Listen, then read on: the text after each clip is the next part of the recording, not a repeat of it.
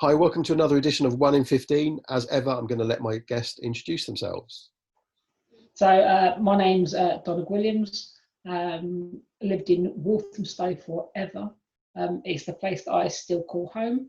I am a Christian, and that's important to me for all of what I do.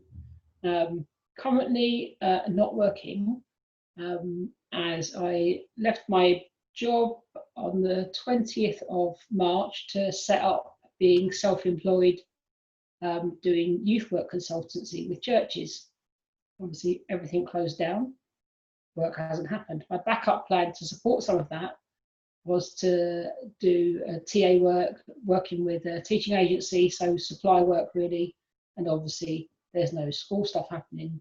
Yeah. So currently just assessing what do I do, trying to put a few sort of plans in place for building up eventually a community interest company, but just trying to work on what it means to be self-employed, doing youth work consultancy.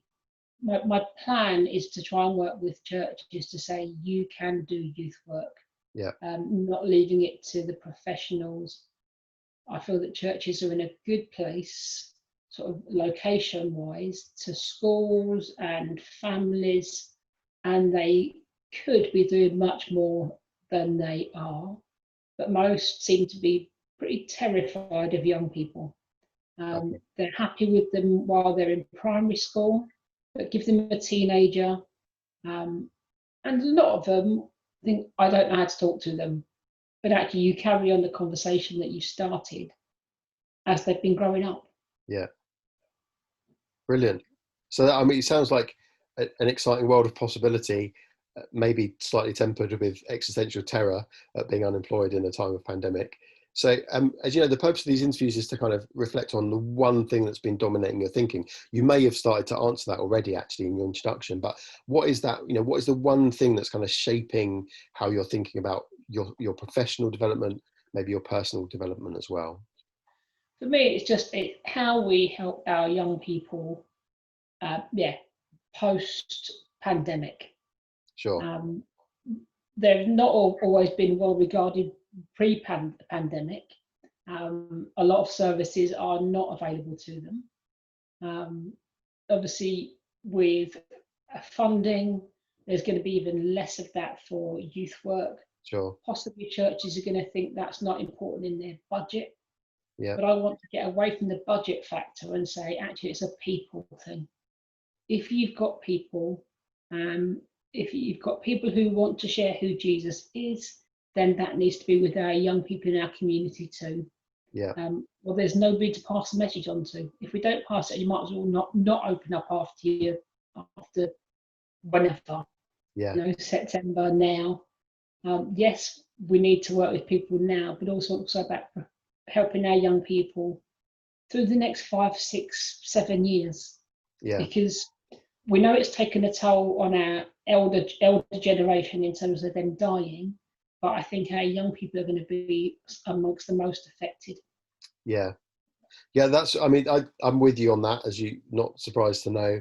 I mean, as you know, I've got 3 daughters at different levels of schooling. My eldest is in the current year 10, so we're really conscious of her peers in the year above her who, you know, suddenly their GCSEs stopped in March without any planning or expectation, and then with her, you know, the conversations that the school are having about, well, how do you bring what will be the new year 11s back with such a significant interrupt to their education. And we're really, really conscious of, you know, we were quite fortunate through no kind of global planning, we managed to get our daughters a laptop each at Christmas. And so, you know, they've been able to engage with the school, with the teaching, with the Google Classrooms and so on. But we know they've got friends who either haven't had that internet access or the technology equipment needed, or maybe there's one laptop in a household that's being shared between adults and children. So there's going to be this big gap in experience, knowledge, capacity. And I guess the churches as well will be dealing with some of that. Kids in what was year 6, who we've spent so many You know, the last 10 years, we've had all those innovations about transitioning them into secondary school, and none of that's happened for them this year.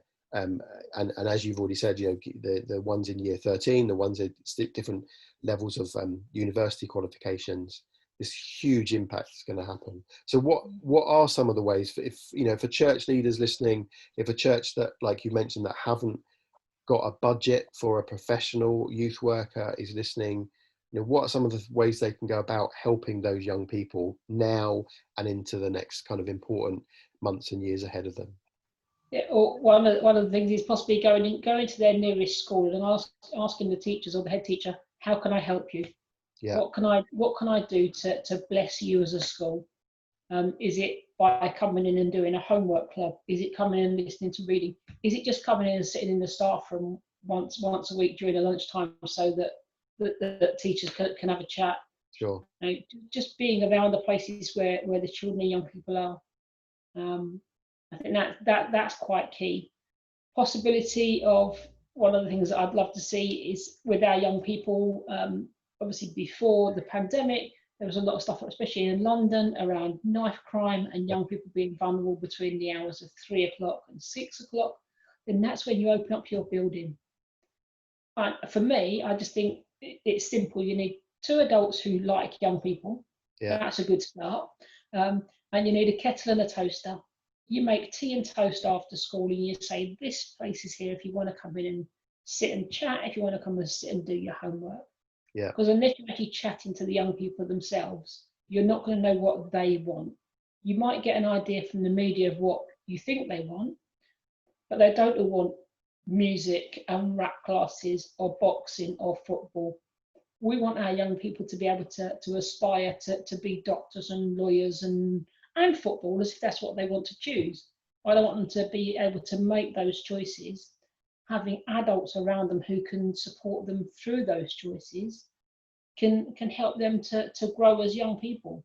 And ultimately, it's about, if you're not chatting to them, then how do you know what they want?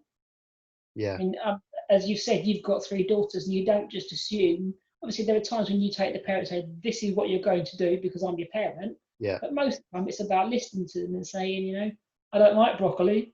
Well, you need to do it for your iron, but there are some days actually I'm not going to battle with you to eat it. You know, so it's really working out with young people what is their fight, and can you stand with them? Can you stand and support them? You know, but if we want our church, I mean, obviously the church is only ever within one generation of dying out. Yeah. But if we're not intentional about discipling young people, what are we doing? Yeah. So I'm really interested, and you know, we've known each other for, I'm not going to mention how many years, but it's many, and we've often found ourselves singing from the same song sheet here. But we do know that there's people who are genuinely scared of young people, genuinely scared of their capacity to relate to them, who, as you say, think, you know, maybe thinking caricatures of maybe both themselves and the young people that they're dealing with. Have you got any tips for people who can see a need but feel nervous about their capacity to meet that need? You've mentioned, you know, some of the solutions about opening a building, and if you have physical space. But for those people who are scared about how they relate to young people, how they build rapport or relationships with young people, have you got any tips?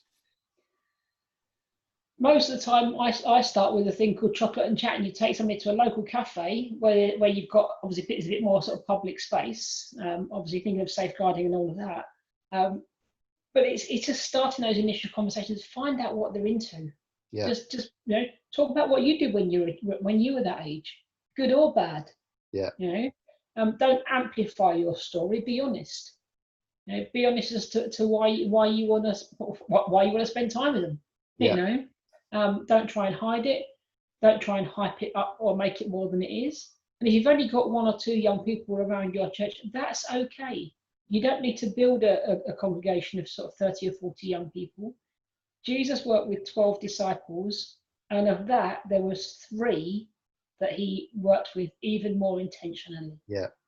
Yeah. And from that, there was still just 1 that he had his eye on. Yeah. So if that's Jesus' model, why am I trying to feed the 5,000 young people at once? Jesus asked me to go to the 1s and 2s. Yeah. And I keep going back, it's conversation. It's saying, would you like to do this? You know, what do you do in your spare time? You know, find out what they're into. Take a pack of playing cards with you and have a game. So, you know, don't make it look at me while we have a conversation. Yeah. I've got a pack of school, they're called the school deck basically, which has got lots of questions on it.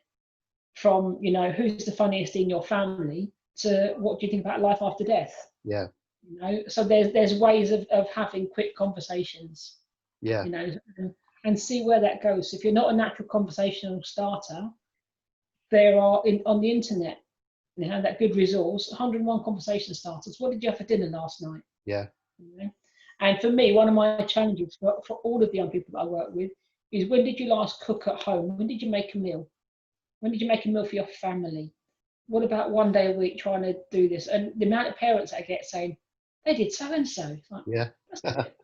You know, but it's just a good way of saying what they can do. So finding out if they do help out at home, if that is a stressful situation, you know, and from those innocent conversations, you can find out so much more about our young people and about me. Yeah. Because I'm included in those questions.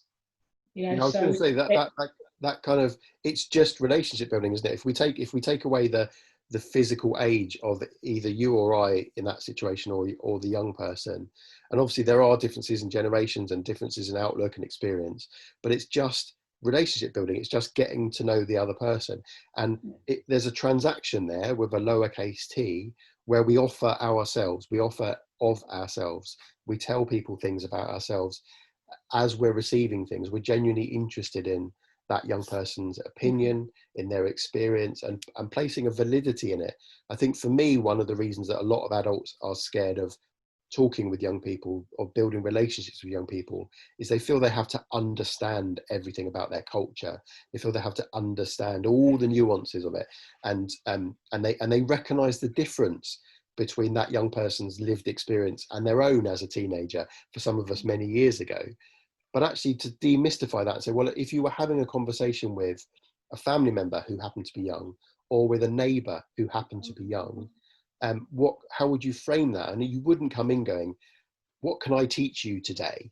You would come in going, how can we get to know each other a little bit more? And that card playing activity is it's such an obvious thing that a lot of us miss, because the win, it's a double win for me, that activity. The one is, if you've just had a game of cards, if you've just spent a bit of time together and you've not had any deep and meaningful conversation at all, that's a brilliant activity to have done, because it's a skill. Finding peace and silence and time with one other person, doing something fairly mundane and menial, is a skill in itself.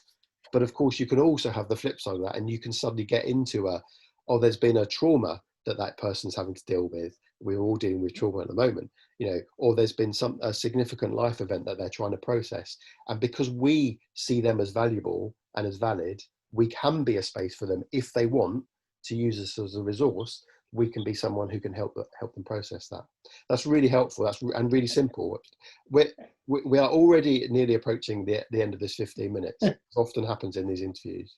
And we've already talked, I think we've already identified some places of real hope and possibility. You know, perhaps one of the key lessons is just to take that step back and demystify, de-stress the illusion of scaredness or fragility of those relationships.